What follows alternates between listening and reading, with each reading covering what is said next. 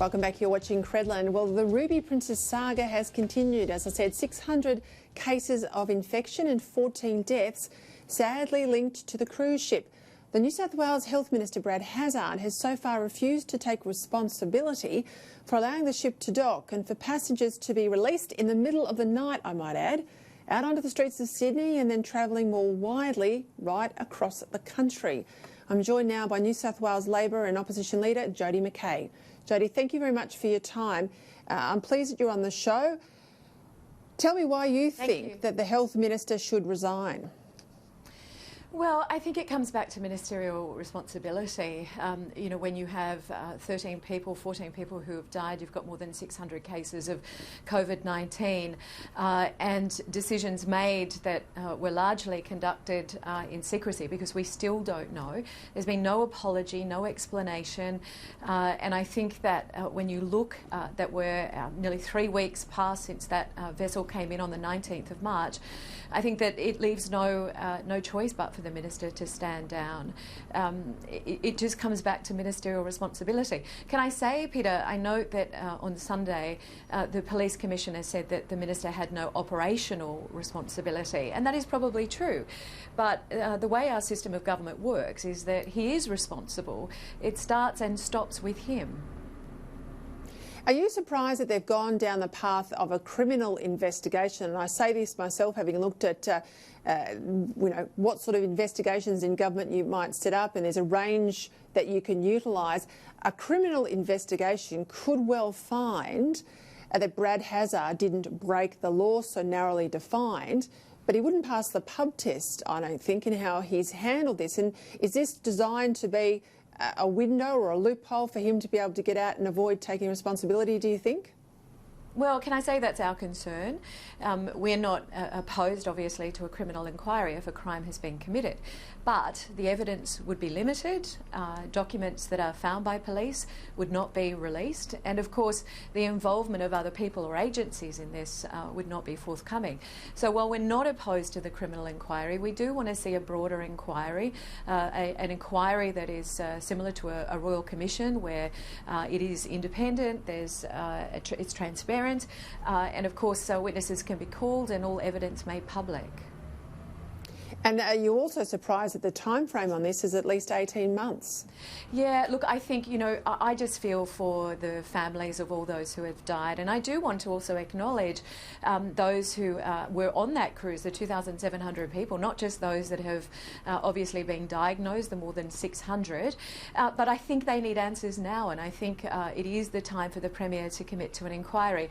I have to say, one of the other unusual things for me, which came out of her press conference this morning, was that the Premier was at pains to say that she had asked the Police Commissioner to conduct this investigation.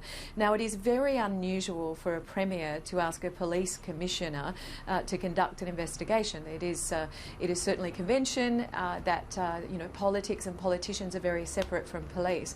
So this is highly unusual, and it does limit the scope of any inquiry and getting to the bottom of what actually happened.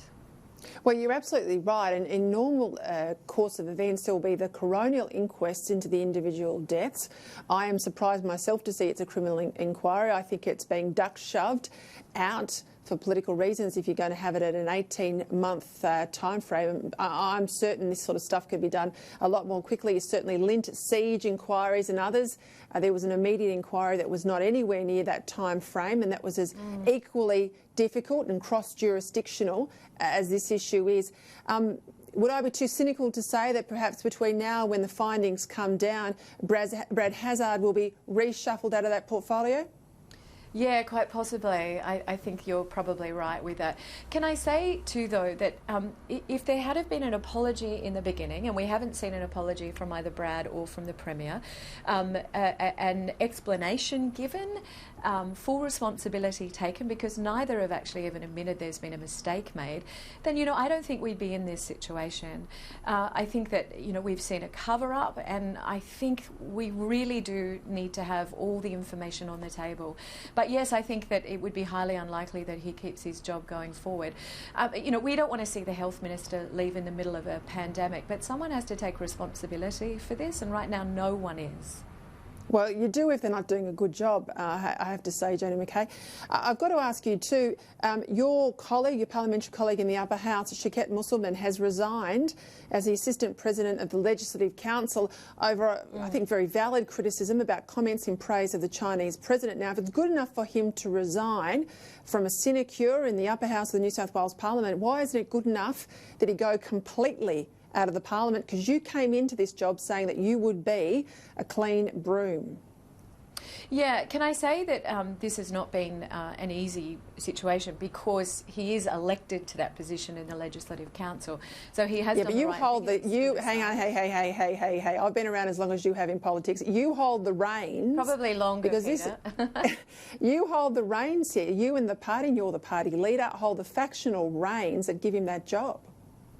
Yes, but Parliament wasn't resuming until September, so that was the problem that we had. It would either, continue until September before something could be done by the party, but he did do the right thing and he stepped aside.